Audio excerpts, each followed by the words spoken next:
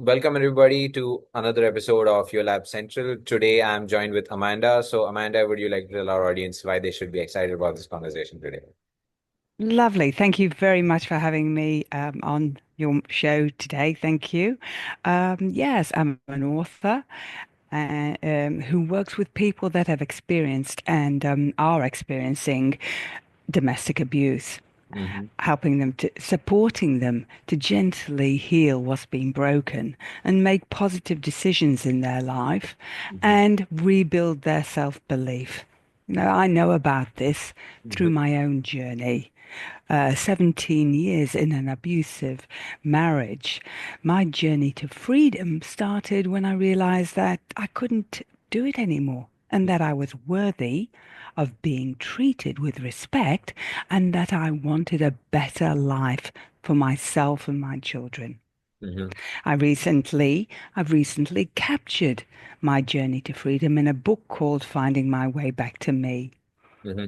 And I wanted to share my story because I believe we all deserve the opportunity to heal and move on from an abusive relationship or Oh, situation. Yeah. yeah, that's right. So Amanda, now this is, I don't know, how do I begin this particular uh, series of conversation that we have.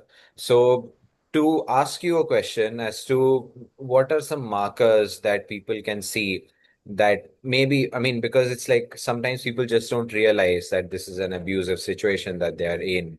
So, are there some things that people should be looking out for, or is it just that they'll realize it one day? Well, that's right. Now, that's a good question. As I said, experienced domestic abuse, yet for a long time, I didn't realize, well, Mhm. for 17 years, I didn't realize um, what I was living with was abuse Mhm. because abuse takes many forms Mhm. and it's often hidden whether it's emotional, physical, financial, or sexual abuse. It creates feelings of shame in the abused that keep them stuck. Mhm. Nobody wants to feel unloved and uncared for, and so we make excuses for our partner's behavior Mhm. rather than accept the truth that we are being abused. Okay. And that's why I wanted to shine more light on this issue because my greatest hope is it brings more awareness and support to people that are living in it.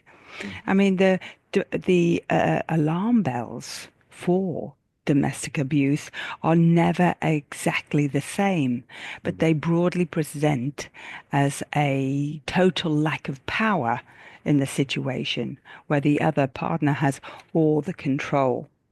Right. Yeah. You see, if you were looking at my situation, you would have said, well, you're never treated as an equal, and your opinion doesn't count, Right. and you're ashamed. You're shamed regularly and told that you're incompetent and stupid. You're made to feel as though everything is your fault. Okay. You have little to no access of money and need to ask for every cent, which means you can be cut off and left with nothing.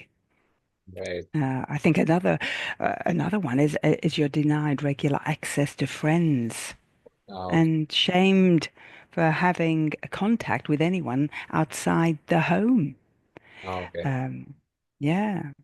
And you might be doing all the work around the house and you might be in a business contributing and working in that, and yet you're told that you don't contribute, you're lazy and you do everything wrong. Yeah. Yeah. So I think this is what how this happens. But often when we think about domestic abuse, it often brings up a picture of physical violence, Hmm. but yet there is a silent, insidious form of control that's destroying lives in silence. Hmm. Yeah, and Now, that's emotional. yeah, Yeah, go on. Yeah, I thought. and that's emotional and financial Yeah, abuse. Yes. yeah. Yeah. This control that we're talking about, right? Mm. Manifestations of the same can differ from both genders, right?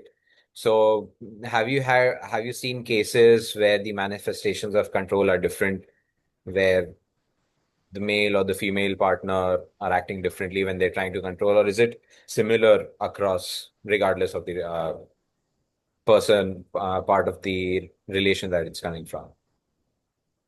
Yes, well, I think it's all about insecurity. Ah, Yes, okay. absolutely.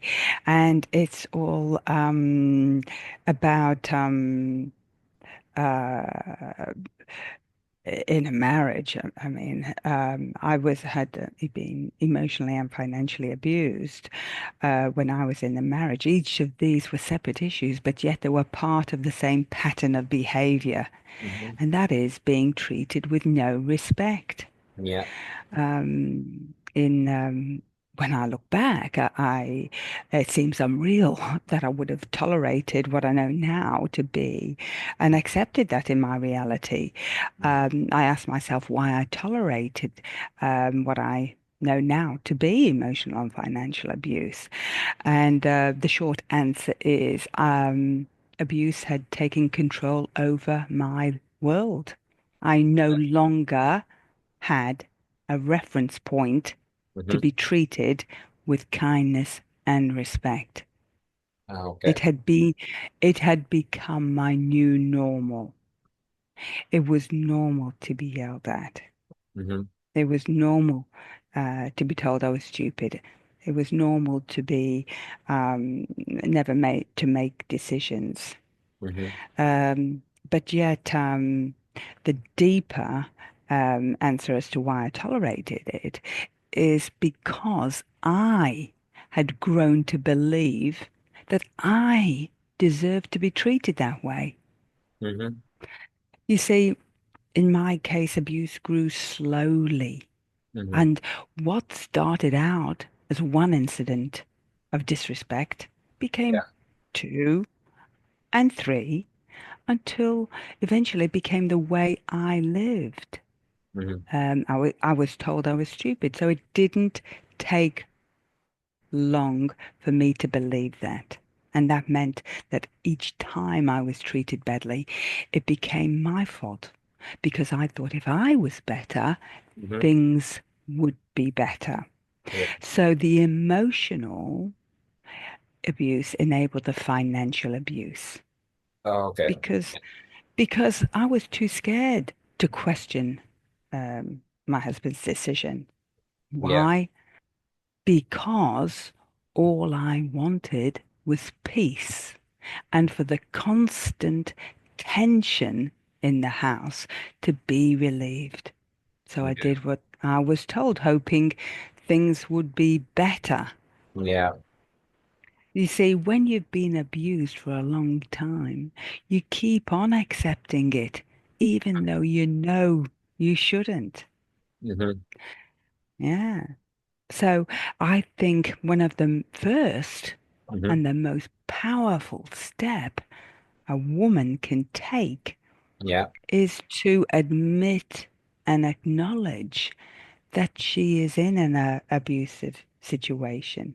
And it that might sound um, so, simple for someone on the outside. Yeah. Uh, but when you are living in it, it's one of the hardest truths to face because, as I said before, we normalize it. Yeah, we tell ourselves it's not that bad. And because, especially when there's no bruises or broken bones to prove the pain. Yeah. Yeah. Because I mean, it's like there's nothing to show. It's just all in the brain that we are feeling it. It's all feelings, right? So if we can't prove it to ourselves, because our self-worth has already been broken to the point that we feel that, yeah, we ourselves are feeling such that you're no good, then there's no point trying to explain it to somebody else because you feel the same thing to yourself. Absolutely. And so what happens is because it's what I've come to learn, it's not just the physical, the loud arguments, the things being thrown across the room. Yeah. And no, abuse wears many masks, Mhm. and it's not always loud. I mean, it's the most devastating kinds of harm are the quietest ones, the ones, uh, and because abuse doesn't have to be loud to be damaging, and it doesn't have to leave a physical mark to leave a scar. Yeah. The deepest wounds are the invisible ones, the ones that we hide, the Hmm. ones we deny, Hmm. the ones that we carry um, silently for years and years. Yeah. Yeah. So And yeah. now, when you mentioned that you wrote a book around the whole experience and trying to share it with others, right? So Yes. this book, how are people taking it? Have you had conversations? What's the response? Uh, Yes. Well, it's a short, but it's a very powerful book. And it's a reminder that we all deserve to be treated with kindness and respect. mm-hmm. Um, these were the 43 pivotal days it took me to change my life. These days I was pushed to my limits, forced to make decisions and move beyond my comfort zone. So it's finding my way back to me. I wrote it to show that even after abuse, Yeah, even after losing yourself completely, there is a way back. And that way back begins the moment you say enough. right. Yeah, So, enough is enough. mhm. Now, have you, I mean, just asking from the perspective of trying to promote the book or taking it to the audience, Mm, right? So, what are the methods that you're using? I mean, one is that we are doing this podcast and bringing it to a larger audience, right? So, mm.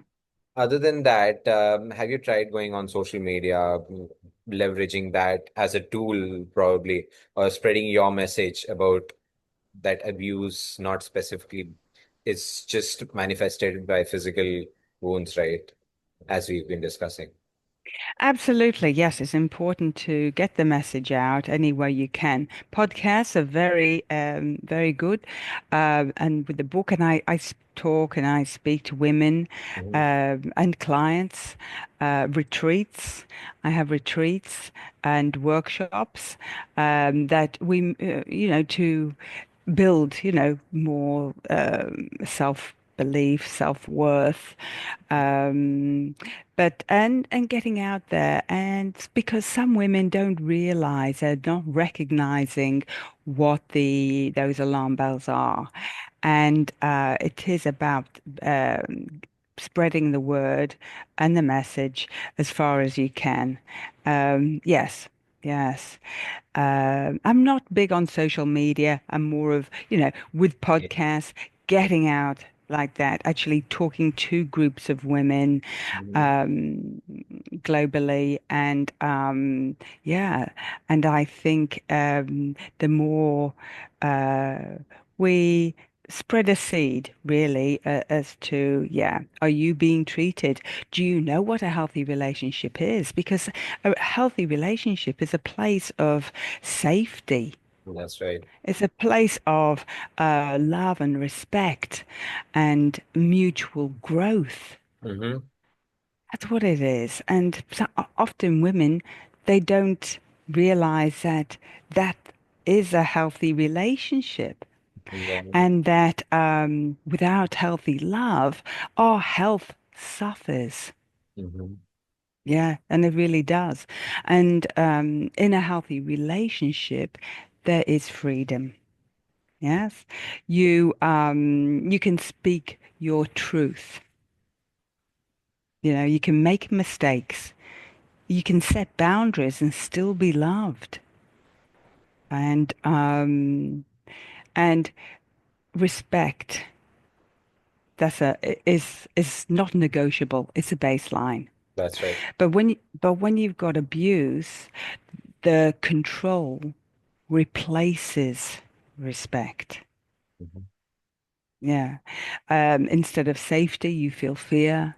Hmm. Instead of growth, you shrink. Hmm. You second um, guess yourself. You're walking on eggshells, and you abandon your needs to keep the peace. Hmm. So it's really getting out there, spreading the word, and really getting out to women and saying this is what it looks like, and it doesn't always abuse isn't always about Yeah. um, that physical violence. It is the invisible wounds that are sometimes the most hardest to name and heal from. Right. Yeah, but yeah, Hmm. it's but once you acknowledge it, that is the beginning. That is where the moment your healing begins. Hmm. Uh, y- uh, and you might not have all the answers, Yeah. and you might not be ready to take the next step. But by simply admitting it, Hmm. cracks open the door to freedom. And this is when you begin the journey back to you. Mm. Now, So, yeah, mm, you want to? no, Because no. actually, I wanted to ask about the workshops that you're doing.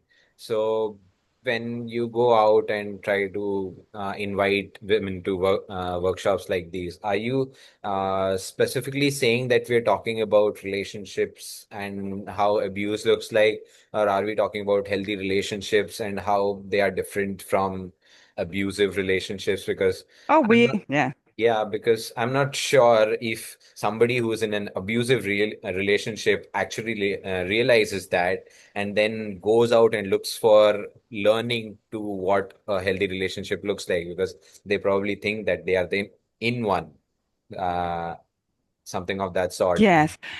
Yeah, that's something like that. Well, the people that I see, the women that I see are mostly they've either just realizing that something isn't right in the relationship, Mhm. or they've sort of uh, they've they've already known that there is something wrong and they've said something, so they've actually acknowledged it uh, and accepted it.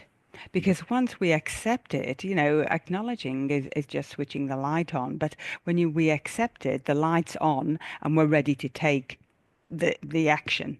We're ready to take the step next. And people that have left and are really need to heal from that. Really, they Yeah, need to heal from that. And the most important thing is to know that they're not alone and that there is support out there. Whether yeah, it is a counselor, there are people that are ready to hold the space for them. Um, whether it's a counselor, women's shelter, support group, and friends. And people yes, like me that have walked that path and want to walk beside them now. So, yes, it's important also. People reach out to me on my email, through my website, amandajscott.com, and with any problems, if it's not about them, it's about a friend. It's right. important to find out, and ask people. And I'm very happy to help and support anyone that needs help in that area. because sometimes they're unclear. They're unclear what the next step is or what they should do. Yeah. But I think what happens is once you've admitted it, or once they've admitted it to themselves, naturally, you start to self-care and you start to, uh, it's putting your own needs, making them a priority. And um, for sometimes for the first time for people, it might be foreign. It might even feel selfish at first, but Yeah. it's not. It's vital. It's important. Yeah. It's sacred. Yeah. Yeah. To have, for me, the most important thing I did was to give myself space to breathe. Okay. And and I found space in nature. Walking in the park. It's as simple as that. Yeah. Yeah. Amongst the trees, amongst the birds, the stillness. And here I was away. I was out of that chaos in my life. And that's an important thing. Mm-hmm. Yeah. And I was able to process my emotions without any interruptions, Yeah. yeah. And in those moments, I tried to make sense of how I was feeling, what I had tolerated and who I had lost in that process. And then I began to reconnect with her. Yeah. Yeah. So I think the most important thing is that healing doesn't happen all at once. Okay. It's not a single decision. It's a daily commitment. Mm-hmm. But each time Yeah.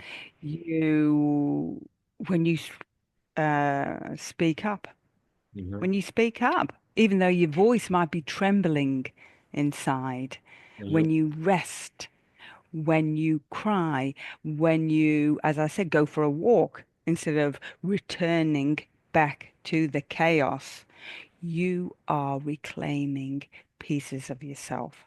Mm-hmm. And yeah, and that's what it's about. Coming back home to yourself. You might have drifted, Mm-hmm. but it's never too late. Yeah. Uh, come back home to yourself. Yeah. You see, self-belief is the start of changing everything in your world. The Yeah. easiest thing to do is to blame other people.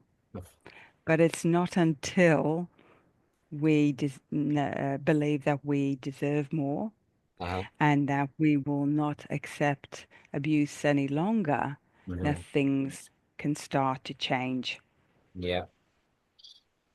Yeah. So, um, this question, okay, we are about nearing close, but Mm. I still want to ask this question and I want you to keep it short. So, this abuse that is there, do you feel is it only limited to like the regular relationships? I mean, like marriages or girlfriends and boyfriends or something of that sort, or is it like how far is it visible in a parent-child relationship or any other form of relationship, or even in the professional? Oh, Yeah. yes, it Yeah. has great impacts on everything, really. Hmm. It does. Abuse. I mean, you can have it in the workplace, you can have it, wherever. It's not just in relationships, but it has impacts on the children. Hmm. And and one of my, well, messages that I say is that don't tell yourself that you'll stay for the children.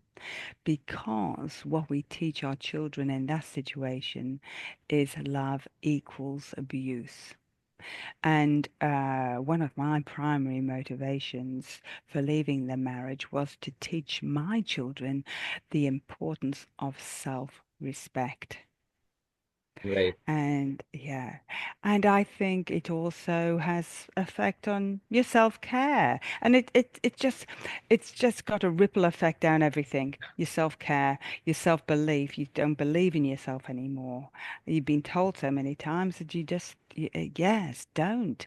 And then it has that effect where it isolates you from your friends, and sometimes your family. Yeah. So it does have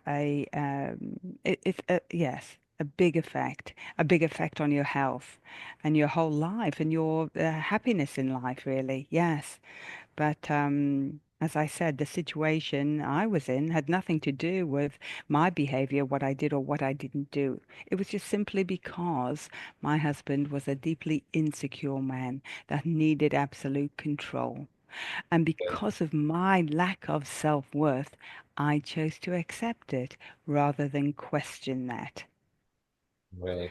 And I think when we start to, anyone, if a man or a woman, if we start to speak our truth, if we start to, um, yes, and that's what love is about.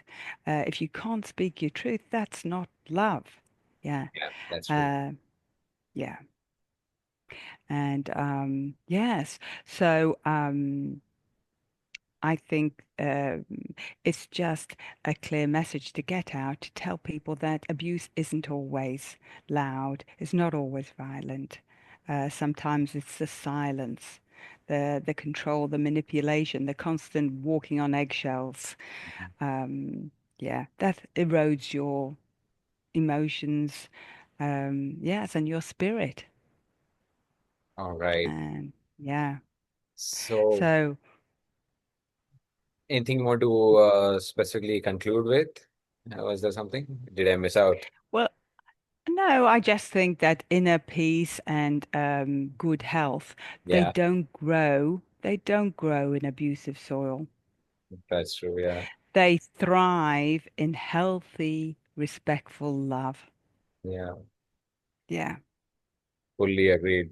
Uh, Thank you so much. I mean, it was just amazing listening to you talking about how a healthy relationship differs from an abusive relationship. And from your Yeah. experience, I'm sure a lot of people will take inspiration and thoughtful lessons as to how they should be looking at themselves and their partners to get into that zone where they can be in a healthy relationship.